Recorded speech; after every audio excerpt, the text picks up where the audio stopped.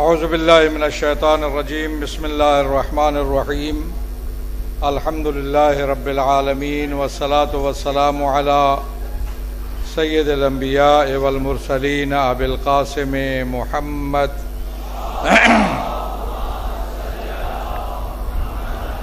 व आले तय्यबीन व सहाबिल मुंतजबीन अम्मा बाद फ़क़द क़ाल अल्लाहु तबारक व तआला व मिनल मोमिनीन रिजालुन सदक़ू मा आहदुल्लाह अलैहि व मिनहुम मन क़ज़ा नहबह व मिनहुम मन यंतज़िर व मा बद्दलू तब्दीला। अज़ीज़ान गिरामी, आपकी मोहब्बतों और जज्बात की कदर करते हुए ख्वाहिश करता हूँ कि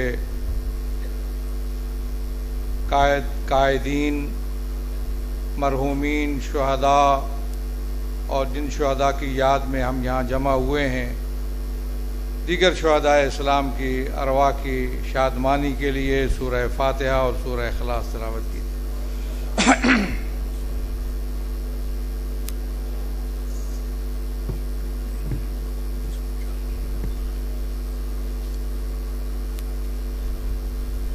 तौफीक खुदाबंदी है कि मुझे इस बाबरकत महफिल में हाज़िर होने का मौका नसीब हुआ और आप बिरादरान ईमानी का नज़दीक से दीदार हुआ।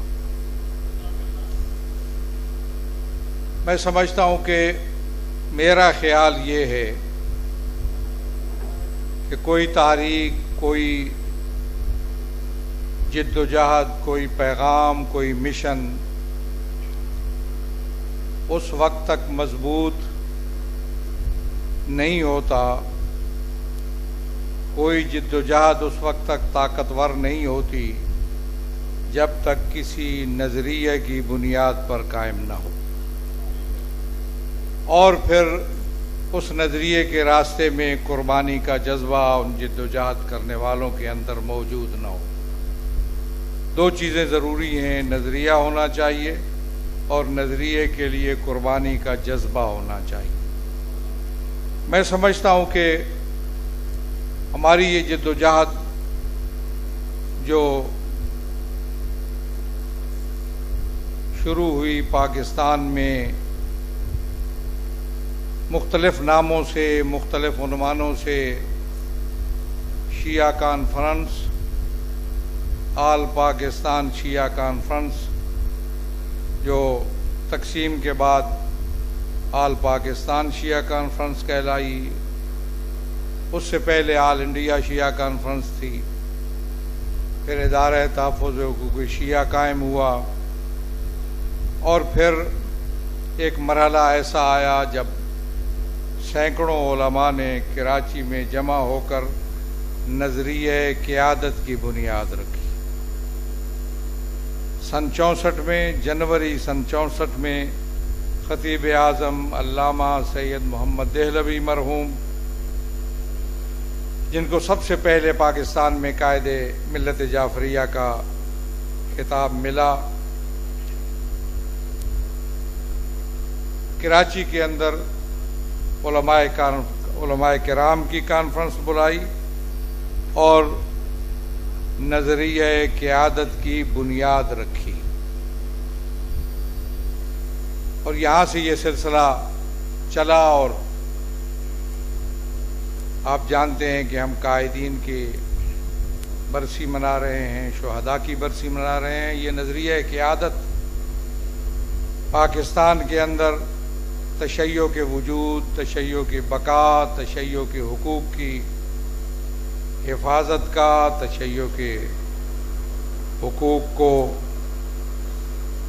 तशय्यो के तारुफ का, तशय्यो के हुकूक की हिफाजत का ज़रिया और वसीला बना। और पाकिस्तान में जितनी साजिशें तशय्यो के ख़िलाफ़ बनाई गईं, तशय्यो के हुकूक की नफ़ी के लिए जितने इक़दामात हुए, उन तमाम का रास्ता रोका गया और उन तमाम साजिशों को अगर नाकाम बनाया गया तो नज़रिया क़यादत के ज़रिए। यहाँ तज़किरा हुआ था नज़रिया पाकिस्तान का, मैं उस सिलसिले में कुछ अर्ज़ नहीं करूँगा, क्योंकि नज़रिया पाकिस्तान क्या है, उसकी डेफिनेशन क्या है, उसकी तारीफ़ क्या है, वो बना कब और किसने बनाया, ये एक मौजू है जिस पे काफ़ी तफसीली गुफ्तगू की ज़रूरत है। लेकिन तशय्यो के अंदर जो नज़रिया क़यादत कायम हुआ, उस नज़रिया क़यादत की बुनियाद पर तशय्यो के वक़ार में, तशय्यो की इज़्ज़त में, तशय्यो की आबरू में इजाफ़ा हुआ और तशय्यो के हुकूक़ के तहफ़्फ़ुज़ में, तशय्यो के वजूद और बका को यकीनी बनाने में क़यादत ने, नज़रिया क़यादत ने भरपूर किरदार अदा किया।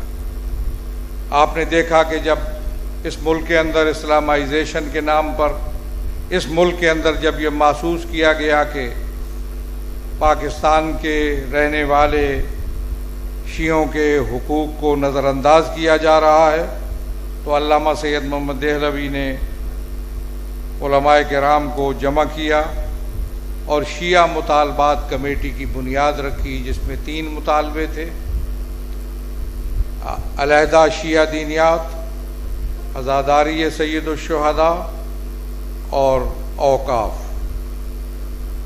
क्योंकि पाकिस्तान के अंदर उस वक्त मशरक़ी पाकिस्तान भी था और पूरे पाकिस्तान में, मगरबी और मशरक़ी पाकिस्तान में शिया औकाफ मौजूद थे। ख़ासकर मशरक़ी पाकिस्तान में जो वक्फ़ हुगली था, वो बहुत बड़ी जायदाद थी और बहुत बड़ा सरमाया था। बहरहाल उसकी एक अलग दास्तान है, उसके लिए हाई कोर्ट में उस वक्त के मौलाना मरहूम सैयद, जैसा मुझे याद पड़ता है, सैयद अली मोहम्मद साहब ने एक केस लड़ा और आखिर में कुछ कानूनी नुकात की बुनियाद पर, कानूनी बाज़ वजूह की बुनियाद पर वो केस कामयाबी से हमगिनार न हो सका। और यहाँ अल्लामा सैयद मोहम्मद देहलवी मरहूम के दौर में औकाफ का मसला उठाया गया, जो अब तक वो उस मुतालबे पर हम कायम हैं और हमारे मुतालबात की लिस्ट के अंदर शिया औकाफ को, मुतवल्लियों को, तशय्यो को, शियों को वागुजार करना, ये हमारे मुतालबात के अंदर मौजूद है। कामयाबी हासिल हुई। अल्लामा सैयद मोहम्मद देहलवी मरहूम के ज़माने में शिया दीनियात अलग हुई और हमारे बच्चों के लिए सेकेंडरी स्कूल की सतह तक, हाई स्कूल की सतह तक दीनियात, 9वीं और 10वीं जमात की सतह तक दीनियात अलग हुई, किताब भी अलग थी। मेरा ख्याल ये है कि हमारी अपनी कमज़ोरियों की वजह से वो उस दीनियात का ख़ात्मा हुआ और फिर दोबारा वो निसाब उस अंदाज में मुरतब हुआ जिस अंदाज में पहले था। हमारे वालिदैन ने इस बात पर तवज्जो नहीं दी और बच्चों ने इम्तिहानात में शिरकत नहीं की, शिया दीनियात के पर्चे में उसको नज़रअंदाज किया, जिसकी वजह से शिया दीनियात जो है वो ख़त्म कर दी गई। एक बुनियादी वजह ये है, उनके लिए तो बहाना चाहिए था, कोई बहाना चाहिए था जिससे वो शिया दीनियात को ख़त्म करते। ये बहाना उनके लिए हमने ख़ुद दिया, जिसकी वजह से शिया दीनियात ख़त्म हुई। और फिर उसका अगला मरहला जब आया तो उसमें अल्लामा मुफ्ती जाफ़र हुसैन मरहूम के दौर में जब ऐलान हुआ हुकूमत वक्त की तरफ से कि हम इस मुल्क के अंदर इस्लामाइजेशन करेंगे, इस्लामी निज़ाम को नाफिज करेंगे, तो शियों के अंदर एक तासुर पैदा हुआ कि शायद किसी मखसूस ब्रांड का इस्लाम इस मुल्क के अंदर नाफिज होगा। इसके ख़िलाफ़ तहरीक चली, जिद्दोजहद हुई और अल्लामा मुफ्ती जाफ़र हुसैन को एक कन्वेंशन के अंदर कायद मिल्लत जाफ़रिया मुंतखब किया गया। अल्लामा मुफ्ती जाफ़र हुसैन मरहूम के दौर में ज़कात के हवाले से एक आर्डिनेंस पास हुआ, जिसमें शिया फ़िरके को, शिया जो भी उसकी शाखें हैं, तमाम को ज़कात से मुस्तस्ना करार दिया गया। उस ऑर्डिनेंस के अंदर कानूनी सुकम थे, जिसकी वजह से बाद में वो सिंध हाई कोर्ट में चैलेंज हुआ, फिर दूसरे अदालतों में चैलेंज हुआ, जिससे वो इस्तिस्ना तमाम को हासिल हुई। शिया के साथ वो इस्तिस्ना मुख्तस न रही कानूनी सुकम की वजह से, वरना एक बहुत बड़ी कामयाबी थी। और दफ़ा 227 का इजाफा हुआ, 10 दफ़ा 227 आइन की दफ़ा 227 के अंदर जो तौजी है, उस तौजी का इजाफा हुआ अल्लामा मुफ्ती जाफ़र हुसैन के ज़माने में।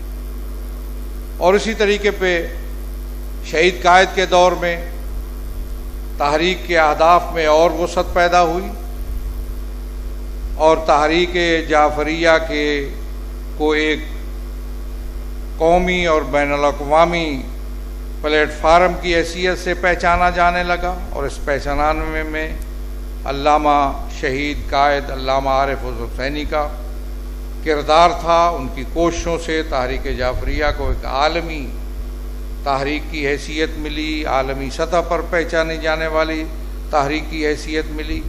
राब्ते हुए इस्लामी तहरीकों से, जो दुनिया के अंदर, वर्ल्ड के अंदर, इस्लामी मुल्कों के अंदर जहाँ जहाँ इस्लामी तहरीकें थीं, उनके साथ राब्ते हुए, और उनकी जिद्दोजहद में जहाँ जहाँ इस्लामी तहरीकें जिद्दोजहद कर रही थीं, उनके साथ इजहार हमदर्दी हुआ, इजहार ताउन हुआ, और यूँ तहरीक जाफरिया एक कौमी और बैनुल-अक़वामी सतह की एक जमात और एक प्लेटफार्म करार पाई। मैं समझता हूँ ये भी क़ियादत का एक किरदार था, जो क़ियादत ने किरदार अदा किया और तहरीक जाफरिया को एक आलमी सतह का प्लेटफार्म मुतारफ़ कराया। शहीद के दौर में जितने भी इक़दामात हुए, वहदत मुस्लिमीन के हवाले से, सियासी अमल के में शिरकत के हवाले से, और आलमी इस्लामी तहरीकों से मजबूत राब्तों के हवाले से, हमें ये शरफ़ हासिल हुआ कि हमने उस मिशन को, उस रास्ते को, जो अल्लामा सैयद मोहम्मद देहलवी से शुरू हुआ था, मुफ्ती जाफ़र हुसैन से, अल्लामा मुफ्ती जाफ़र हुसैन मरहूम के दौर में आगे बढ़ा, और शहीद ने उसको और ज़्यादा वसअत दी और ज़्यादा रोशन किया और ज़्यादा निखारा। उन अहदाफ को, उन मकासद को आगे बढ़ाने में अल्लाह की ख़ास नुसरत से और इमाम ज़मान की ख़ास इनायात से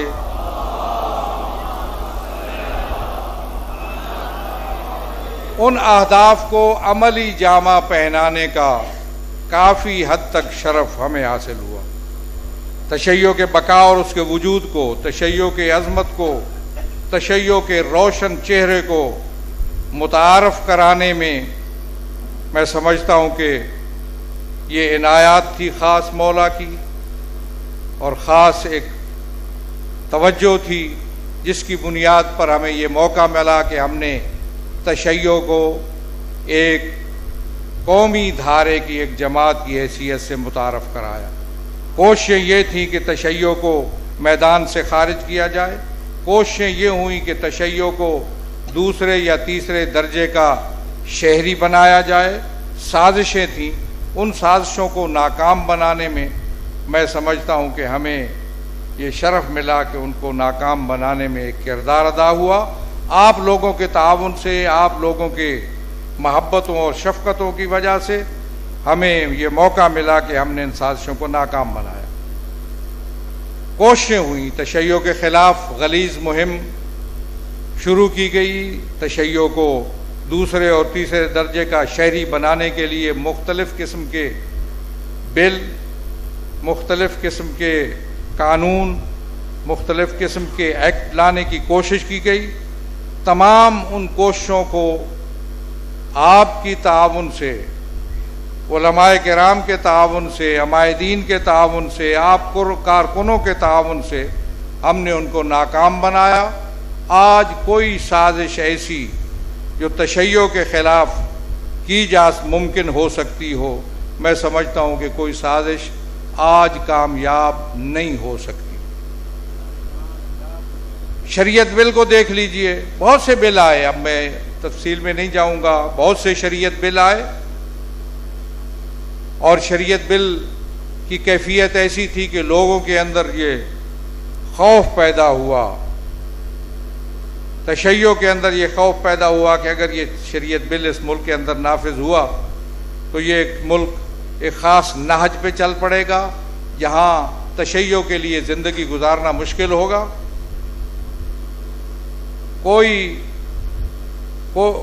इतने जितने भी बिल आए, शरीयत बिल मुख्तलिफ ऐसे अंदाज में शरीयत बिल की तहरीक इस मुल्क के अंदर चलाई गई कि जैसे वो मुशाबे थी वो तहरीक पाकिस्तान के। बहुत ज़्यादा इस सिलसिले में प्रोपेगेंडा हुआ, नशर व इशाअत हुई, कोशिशें हुई, लेकिन हमने हिकमत अमली से शरीयत बिल में के अंदर कोई ऐसी दफ़ा शामिल नहीं होने दी जो तशय्यो के हुकूक में रुकावट साबित हो, कोई ऐसी दफ़ा जो आज़ादारी सैयदुश्शुहदा की शहरी आज़ादियों को रोकने का सबब बने, कोई ऐसी दफ़ा हमने शामिल नहीं होने दी। तमाम आलाइशों को शरीयत बिल से निकाला और शरीयत बिल पास हुआ, इस अंदाज में पास हुआ कि तशय्यो के लिए। और मैं ये भी अर्ज़ करूँ कि शरीयत बिल की उस तहरीक में हमने हरावल दस्ते का किरदार अदा किया।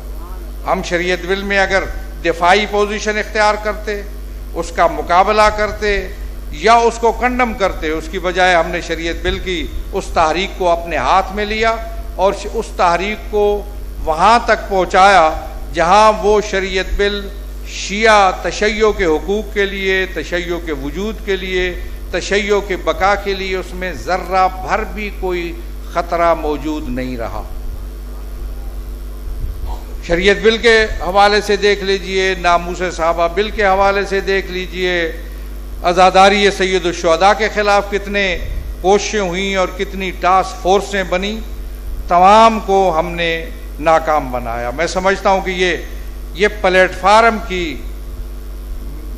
की वजह से है और उसकी मजबूती और उसके ताकतवर होने की वजह से है। प्लेटफार्म ताकतवर होता है नज़रिए की बुनियाद पर, और नज़रियाती प्लेटफार्म ही अपने खिलाफ होने वाली साजिशों को नाकाम बनाता है। नज़रियाती प्लेटफार्म ही अपने हुकूक का तहफ़्फ़ुज़ करता है, अपनी बका की ज़मानत देता है और अपने वजूद की हिफाजत करता है। इसी नज़रियाती प्लेटफार्म की वजह से ही आज तशय्यो पाकिस्तान के मेन स्ट्रीम के अंदर मौजूद है, कौमी धारे के अंदर मौजूद है।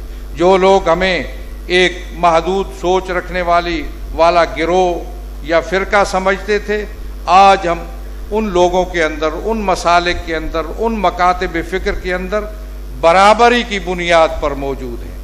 बल्कि मैं समझता हूँ कि हमारा रोल, कौमी प्लेटफार्म का रोल दूसरी दीनी जमातों से बढ़कर है। हम इत्तेहाद व वहदत के बानियों में से शुमार होने लगे। हमने हमेशा इत्तेहाद व वहदत की बुनियाद रखी, लेकिन अपने उसूलों पर समझौता नहीं किया। अपने हुकूक पर रहते हुए, अपनी फ़िक़ा पर अमल करते हुए, अपने अकायद को अपनाते हुए, तशय्यो की रमज़ को बरकरार रखते हुए हमने इत्तेहाद व वहदत की कोशिशें की और उनको अमली जामा पहनाया। आज भी आपने देखा कि मिली यकजहती कौंसिल जब कायम हुई, आज फिर जब यकजहती कौंसिल का क़याम हुआ तो हम इस हद तक हम पहुँच चुके थे, इस नहज पर हम आ चुके थे कि हमने शर्त आयद की कि अगर तकफीरी लोग होंगे तो हम इस कौंसिल के अंदर हम शरीक नहीं हो सकेंगे। और आपने देखा कि वो लोग जिन पर करोड़ों का सरमाया सर्फ हुआ, तशय्यो की अज़मत को कम करने के लिए, तशय्यो की अज़मत को गिराने के लिए, तशय्यो की हैसियत को कमज़ोर करने के लिए करोड़ों का सरमाया सर्फ किया गया, वो सरमाया ज़ाय गया। आज वो गिरोह गंदगी के ढेर पे खड़े हैं और हम मेन स्ट्रीम के अंदर मौजूद हैं।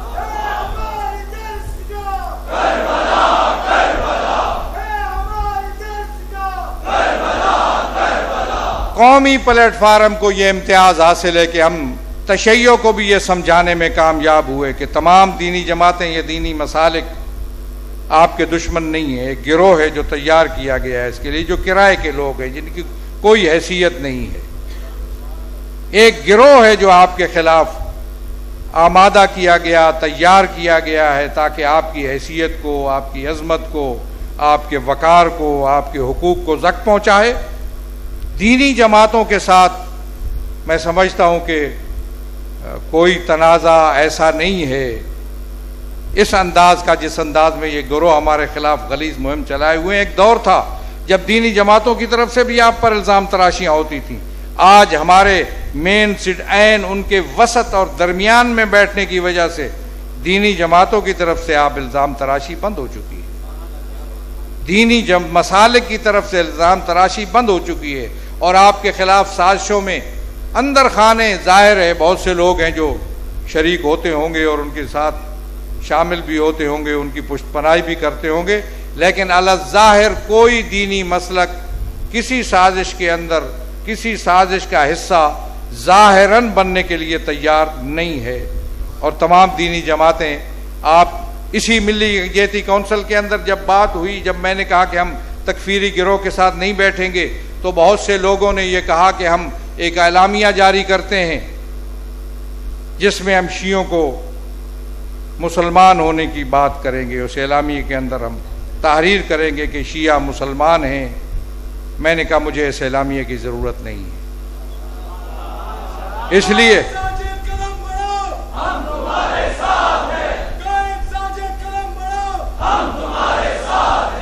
इसलिए कि आप कमज़ोर हैं। जब फतवों की यलगार आएगी, वो यलगार हम बर्दाश्त कर सकते हैं, आप बर्दाश्त नहीं कर सकते, इसलिए आप पीछे हट जाएंगे। और दूसरी बात ये मैंने की, तवज्जो कीजिए इस बात पर, मैंने कहा मैं अपनी शनाख्त किसी फतवे की बुनियाद पर नहीं कराना चाहता। मैं कुरान और सुन्नत को सबसे बेहतर बराए रास्त समझ सकता हूं, मुझे किसी फतवे की जरूरत नहीं है। और ये इसी अंदाज में जब एक कुल उलमा कॉन्फ्रेंस एक दफ़ा इन्हीं अय्याम में थी, एक कॉन्फ्रेंस मुनक़िद हुई, तो मैंने उनके अंदर वाज़े तौर पर कहा कि मैं आप में कोई सहारा ढूंढने नहीं आता हूँ। मुझे किसी सहारे की ज़रूरत नहीं है। किसी मजबूरी की वजह से, किसी कमज़ोरी की वजह से मैं इस वहदत की महफिलों में नहीं आता हूँ। मेरी जिम्मेदारी और फरीज़ा ये है कि इन हाज़िही उम्मतुकुम उम्मतन वाहिदा को हकीकत के रूप में पेश करूँ। मेरी जिम्मेदारी ये उम्मत वाहिदा को, तमाम मसालिक को एक सफ़ में खड़ा करना, एक मकसद के लिए और एक मिशन के लिए, एक मकसद के लिए और एक दुश्मन के खिलाफ उनको सफारा करना, ये मेरी जिम्मेदारी और फरीज़ा है। इसलिए मैं समझता हूँ कि पाकिस्तान के अंदर तशय्यो एक कुव्वत है। तशय्यो पाकिस्तान का एक ताकतवर हिस्सा है। मुझे कोई मजबूरी और कमज़ोरी नहीं है जिसकी वजह से हम इन महफिलों में शरीक होते हों। और मैं समझता हूँ कि उन महफिलों के अंदर हमारा वजूद तशय्यो के रोशन चेहरे को मुतारफ़ कराने के लिए है। हमने तशय्यो का रोशन चेहरा उन वहदत की महफिलों में जाकर मुतारफ़ कराया कि आज तशय्यो पर इल्ज़ाम तराशी काफ़ी हद तक रुक चुकी है। दीनी जमातों की तरफ से तो नहीं होती। ये गलीज़ गिरोह जो हैं, अब इनको भी कोई जाए पनाह नहीं मिल रही है। दीनी जमातों में कोई इनका हामी नहीं है।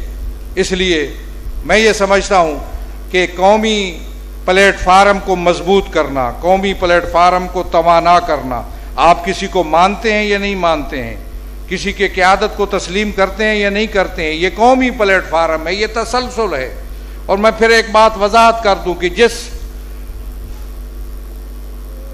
ढांचे या जिस दस्तूर के तहत अल्लामा शहीद आरिफ हुसैन अल हुसैनी मुंतखब हुए थे, कायद मिल्लत जाफरिया मुफ्ती जाफर हुसैन कन्वेंशन में उनको क्या कायद मुंतखब किया गया।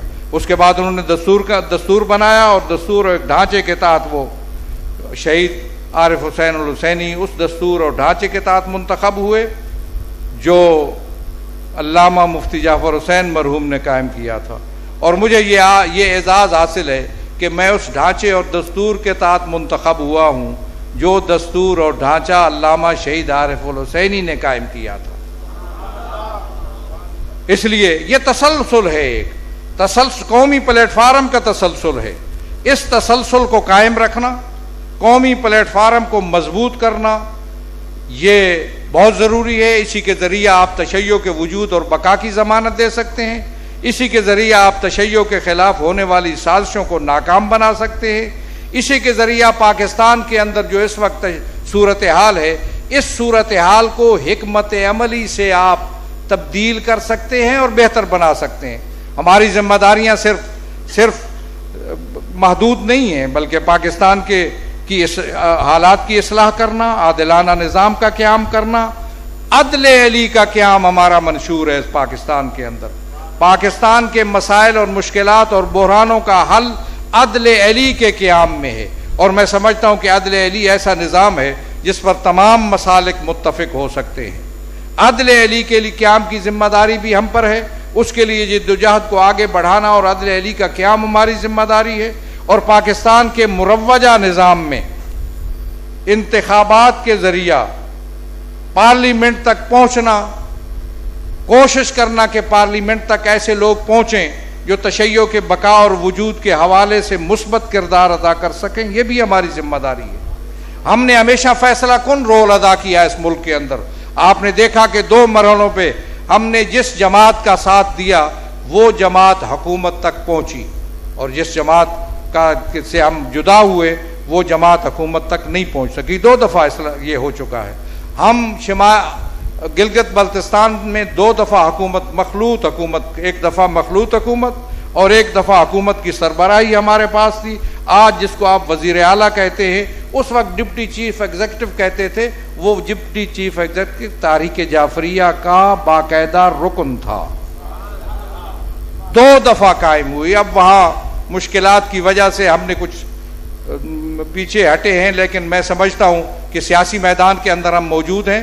वो जो मीनार पाकिस्तान में शहीद कायद ने ऐलान किया था, उस ऐलान को अमली जामा हमने पहनाया।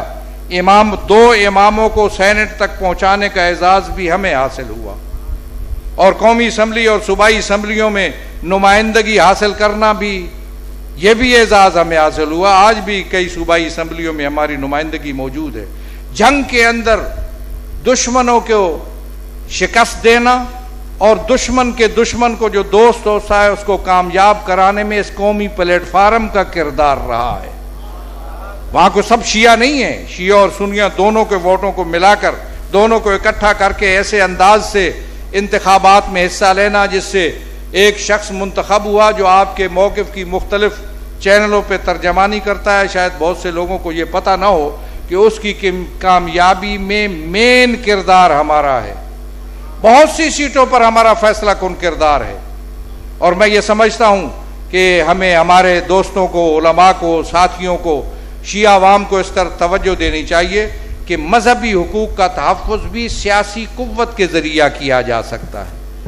आप अगर मजहबी हुकूक का तहफ़्फ़ुज़ चाहते हैं, अपनी इज़्ज़त व आबरू चाहते हैं, अपना वक़ार चाहते हैं, अपनी अज़मत चाहते हैं, तो आपको अपने अंदर अपनी सियासी कुव्वत पैदा करना होगी। और सियासी कुव्वत पैदा हो सकती है इंतखाबात में उस एक पर्ची को अच्छे अंदाज में इस्तेमाल करके। हम तो कहते हैं ना, या लैतना कुन्ना माकुम फनफूज़ फौज़न अज़ीमा, काश हम होते करबला में तो आपके कदमों में सर निछावर करते। मैं समझता हूँ कि आज शायद सर निछावर करने की नौबत बाद में आएगी। जो कर गए सर निछावर उनको सलाम, और शायद हमारी बारी और सबकी बारी आ जाए। लेकिन अभी मैं समझता हूँ कि इस वक्त एक पर्ची निछावर करने की बात है। लोगों को आमादा कीजिए कि वो एक पर्ची निछावर करें ताकि वकार, इज्जत, अजमत का तहफ़्फ़ुज़ किया जा सके, साजिशों को नाकाम बनाया जा सके। मुल्क की सूरत हाल इंतहाई गंभीर है, मैं उस पर कोई तबसरा नहीं करना चाहता। एक प्रोग्राम के साथ इस मुल्क को चलाया जा रहा है। इस मुल्क के अंदर टारगेट किलिंग, इस मुल्क के अंदर रिमोट कंट्रोल से धमाके, इस सिलसिले में हमने शुरू किए हैं, इक़दामात शुरू हो चुके हैं। रहीम यार खान के अंदर हमने जो मेन रोड पे कराची लाहौर नेशनल हाईवे पे जो धरना दिया, उसका नतीजा सामने आया, मुजरिम पकड़े गए, नेटवर्क आश्कार हुआ, बेनकाब हुआ। खैरपुर के अंदर जो कॉन्फ्रेंस हुई, जानते हैं जो लोग वहां शरीक हुए, चलती गोलियों में और आंसू गैस में कॉन्फ्रेंस मुनक़िद की गई, सैकड़ों बसों को बाहर रोका गया, लेकिन उसका नतीजा भी आज आप देख रहे हैं। खैरपुर की सूरत हाल बेहतरी की तरफ है। अब फिर साजिशें शुरू हो चुकी हैं, उनको भी हम नाकाम बनाएंगे। हमने इस्लामाबाद के अंदर, ऐन इस्लामाबाद में, वसत में, तारीख़ तशय्यो की सबसे बड़ी उलमा कॉन्फ्रेंस मुनक़िद की। इतनी बड़ी उलमा कॉन्फ्रेंस तारीख़ तशय्यो में, मैं समझता हूँ तारीख़ तशय्यो पाकिस्तान, और अगर मैं कह दूँ तारीख़ तशय्यो बर्र सग़ीर तो शायद गलत ना होगा, इतनी बड़ी कॉन्फ्रेंस मुनक़िद की।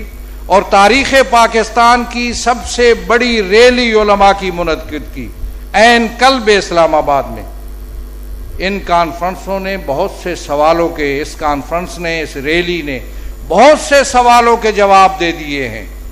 अगर आप गौर करें तो बहुत से सवालों के जवाब उसको आपको मिल जाएंगे।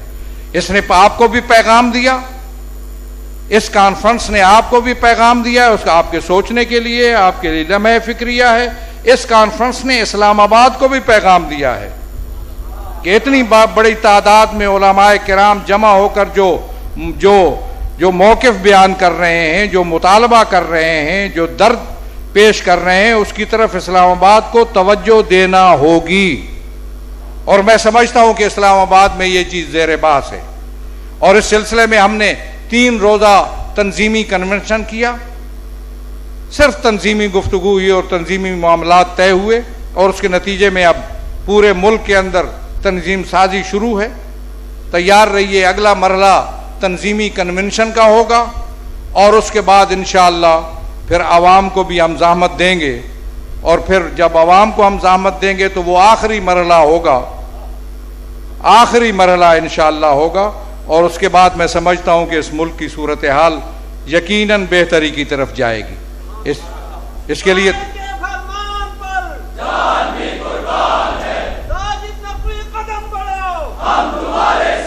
कौमी प्लेटफार्म से वाबस्तगी, कौमी प्लेटफार्म को मजबूत बनाना आप सबकी जिम्मेदारी है, सबकी जिम्मेदारी है। कौमी प्लेटफार्म को आप मजबूत बनाएंगे तो तशय्यो को मजबूत बनाएंगे, तशय्यो को मजबूत बनाएंगे, तशय्यो के हुकूक की हिफाजत का सामान मुहैया करेंगे, तशय्यो की अजमत को बाला करने के लिए आप इकदाम करेंगे। इसलिए ज़रूरी है कौमी प्लेटफार्म को मजबूत बनाना। और कौमी प्लेटफार्म, मैं ये नहीं कहना चाहता कुछ लोग अगर कौमी प्लेटफार्म से अलग हों तो कौमी प्लेटफार्म से अलग हुए, हमने किसी को अलग नहीं किया है।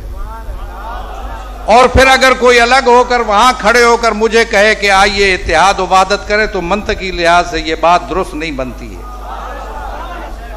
लिहाजा मैं ये समझता हूं कि इस वक्त चूंकि पाकिस्तान की सूरत हाल ऐसी है, हिकमत अमली उलमा के मशवरे से, आप लोगों के अक्सरियत के मशवरे से हमने हिकमत अमली जो वज़ा की है उस पर हम कायम हैं। फ़ज़ा को बेहतर बनाने में वहदत व इत्तेहाद का अमल जारी है। तशय्यो के अंदर वहदत, मैं समझता हूँ, मैंने वहाँ एक बड़ी महफिल में कहा था कि मुझे ये इम्तियाज़ हासिल है कि मैंने पाकिस्तान के अंदर दूसरे तमाम मकातिब फ़िक्र में भी वहदत कायम की है और तशय्यो के अंदर भी वहदत है। तशय्यो के अंदर वहदत ये है कि इस कौमी प्लेटफार्म के मुकाबिल का कोई प्लेटफार्म नहीं है, सब छोटे हैं। छोटों पर शफकत हो सकती है, और शफकत यह है कि हमने कहा है कि मुस्बत काम करेंगे तो हम ताउन करेंगे, अगर मनफी काम करेंगे तो हम खामोश रहेंगे।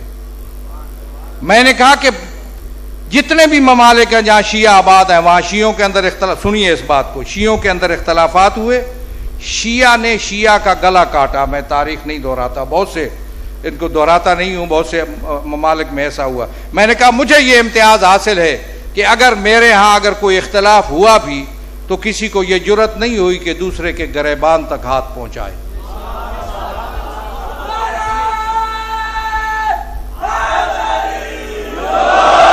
मेरे यहाँ इख्तलाफ नज़र आज़ाद है। मैं खिताब के दौरान में, मजलिस के दौरान में लोगों को कहता हूं कि जिसने कोई सवाल करना हो वो उठ के कर सकता है, मुहज़्ज़ब अंदाज में सवाल करे, सवाल उसका हक है और जवाब देना मेरा फ़र्ज़ है।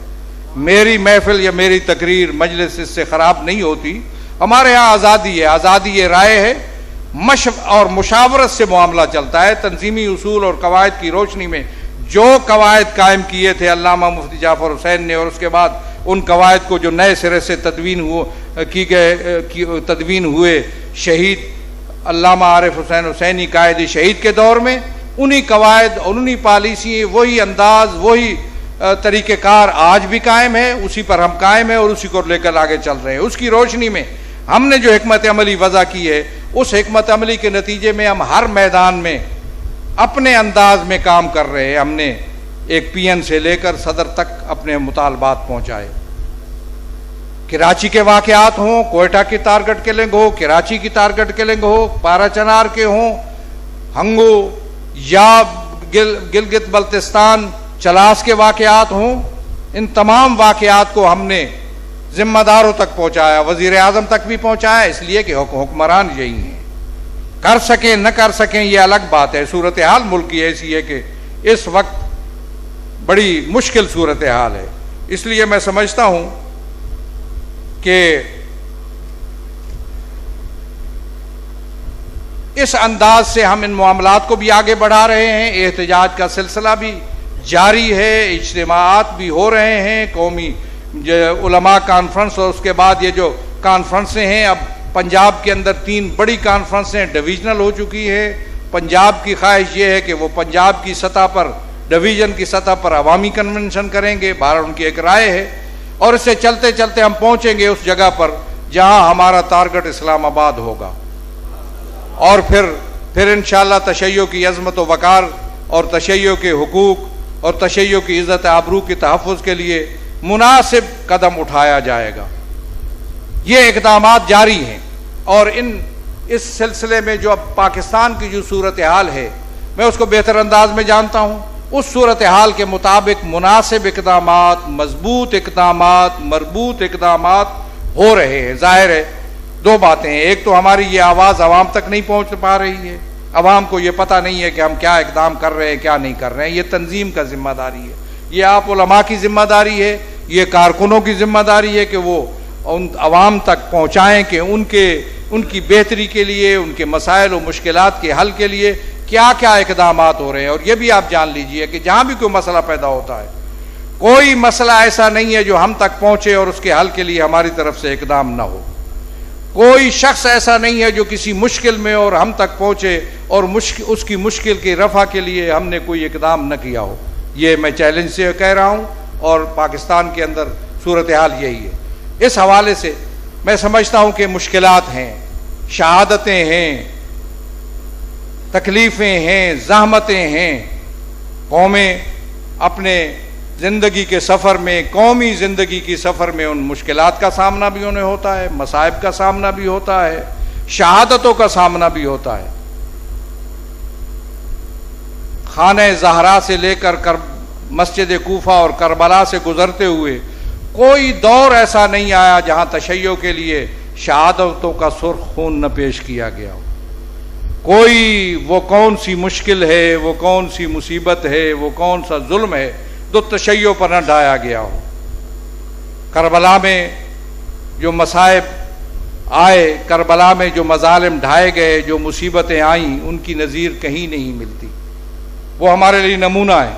उन्हें याद करके हमें इन मसाइब को की हालात में उन मसाइब को याद करना चाहिए और उन मजालिम को जो करबला वालों पर ढाए गए। बहुत से मंजर हैं करबला में, बहुत से मंजर हैं करबला में जो इंतहाई दर्दनाक हैं, बहुत से मंजर हैं जो इंतहाई दर्दनाक हैं। मैं समझता हूँ कि एक दर्दनाक मंजर वो है जब उमर साद ने ऐलान किया कि मैं यंतदिबु लिल हुसैन, कौन है जो हुसैन के जिस्म अतहर की बेहुरमती करे। कैसे सुना होगा यह जुमला बहन ने, क्या गुजरी होगी बहन के दिल पर कि क्या होने जा रहा है।